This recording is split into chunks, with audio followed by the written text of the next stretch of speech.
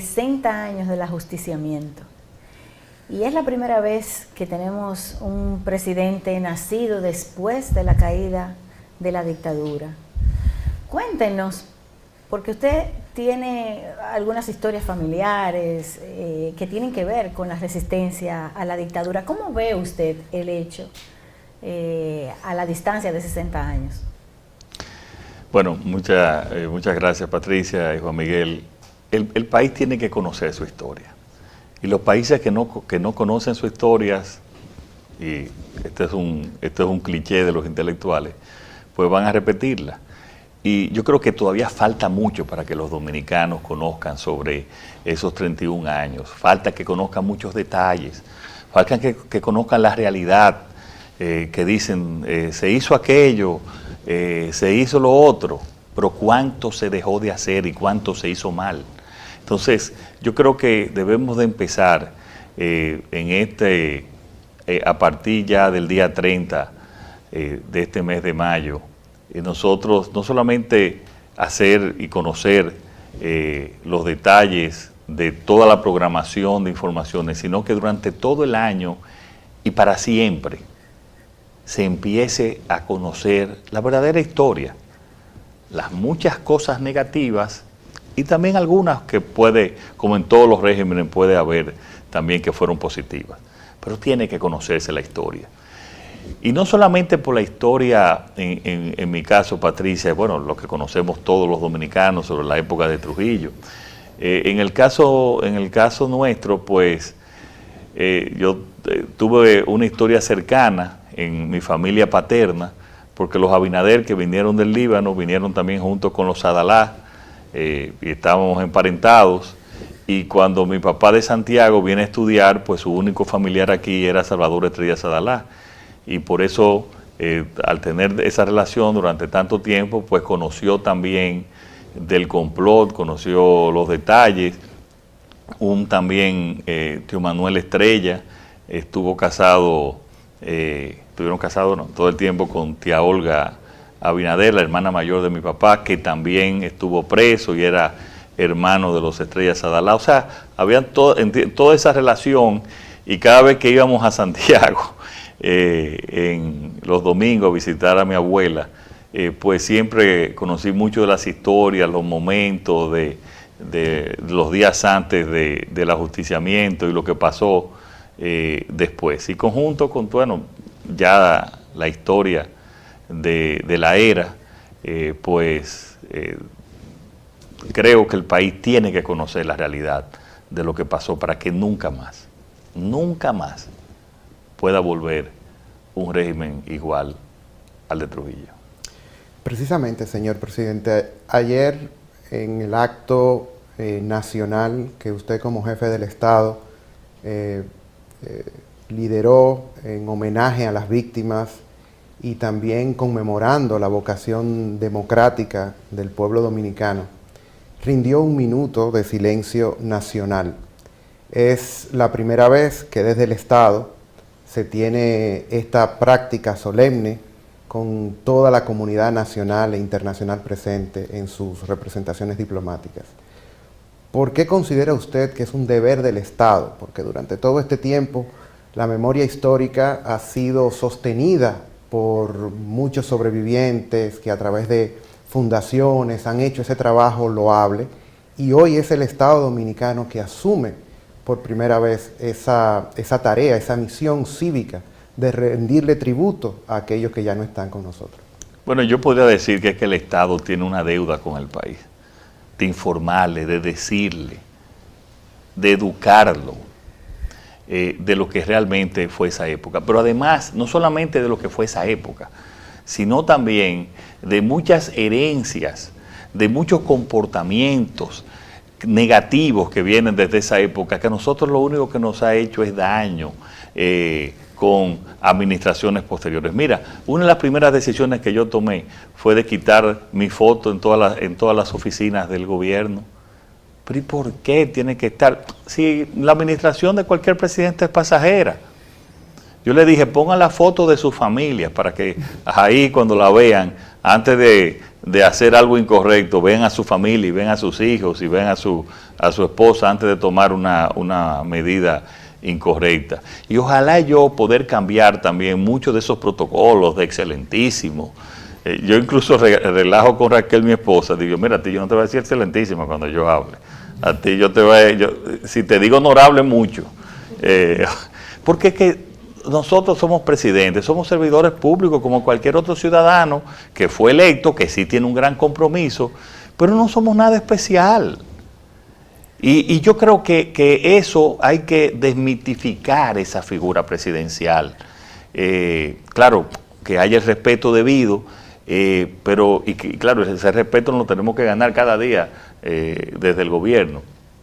Pero hay que educar, hay que la gente eliminar esa cultura de autoritarismo, de caudillismo, de que yo soy el único que puede. Mentira, que hay mucha gente que puede ser presidente y que lo puede hacer bien. Y quiero dejar esa, se puede decir, enseñanza en el país y en la educación, especialmente de las nuevas generaciones. Hay una herencia de esas características que tenía la dictadura. Ya usted mencionó el culto a la personalidad, un aspecto en el que Trujillo exageró hasta lo impensable con su megalomanía. La otra es el uso de los recursos del Estado para provecho propio. Hay personas hoy día que por faltas en la educación, como usted dice, que no se ha contado bien la historia, no se ha hecho, hay muchas complicidades también, que creen que Trujillo es orden. Sin embargo, cosas que hoy vemos y que criticamos tanto, como las compras y las contrataciones, por ejemplo, de parte de personas que ocupan cargos y que a la vez son proveedores del Estado, por ejemplo, y es exactamente lo que hacía Trujillo. Trujillo no solamente era el principal proveedor del Estado, llegó a crear monopolios usando el poder que tenía para hacer leyes y decretos.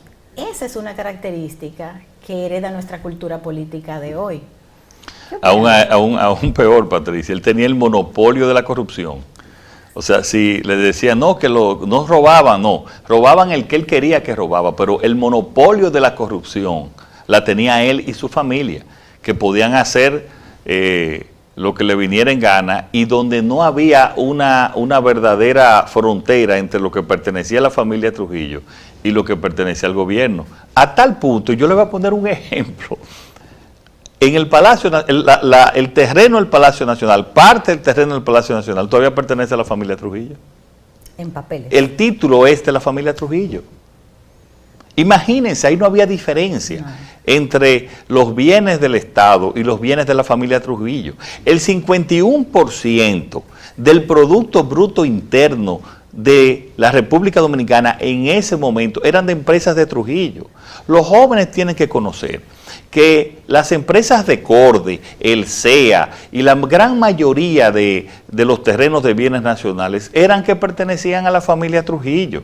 La Corporación Dominicana de Empresas Estatales se formó porque esas eran las empresas de la familia Trujillo. El CEA era también una empresa de la familia Trujillo que empezó a sembrar caña incluso en muchos lugares donde no era la caña el rubro indicado para hacerlo.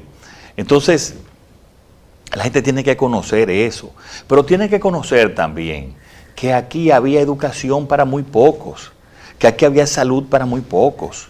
Esta era una ciudad, una sociedad eminentemente rural, donde también le llegaba la comunicación según con la fortaleza de lo que era del gobierno en ese momento.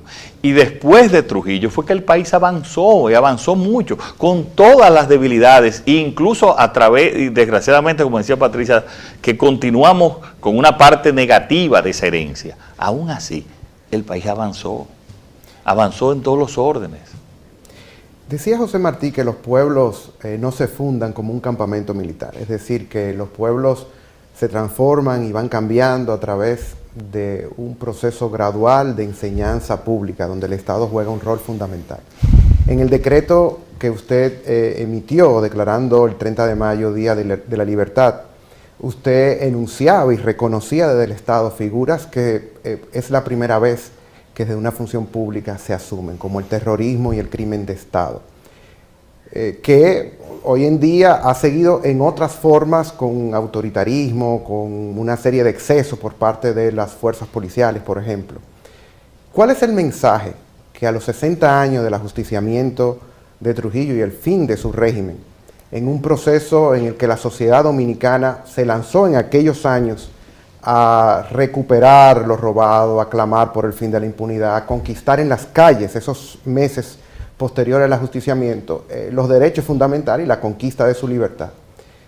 Hoy a la juventud dominicana, ¿cuál es el mensaje que usted como presidente de la nación le diría a esos jóvenes que por diversas razones nacieron y viven en la pobreza y muchas veces tienen una desesperanza y han dejado de creer muchas veces en el ideal democrático? Bueno, que yo lo que creo que ellos, creo que hay un renacer de la juventud ya desde hace varios años. Las marchas verdes, las protestas frente a la Junta cuando se pensó que se estaban violando los derechos democráticos, esa es una juventud, Juan Miguel, que también está ahí y que en caso de que el gobierno, mi gobierno, haga algo incorrecto, eso van a estar también en esa misma actitud. Y yo pienso que eso es positivo.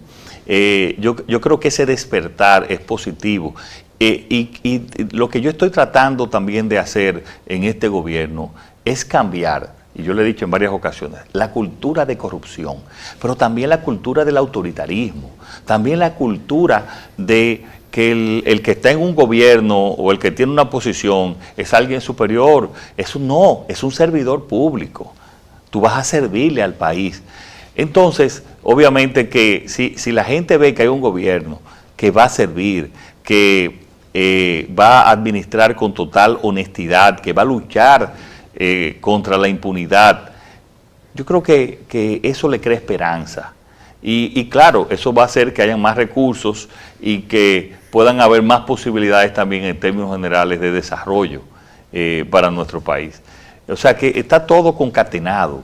Y le digo a esos jóvenes que tengan fe, que tengan esperanza. No somos perfectos, podemos cometer errores, pero nunca errores que sean de actos de corrupción o de envilecimiento o de actos autoritarios. Cuando han pasado, nosotros hemos sido los primeros en defender los derechos humanos en nuestro país. La vida es sagrada.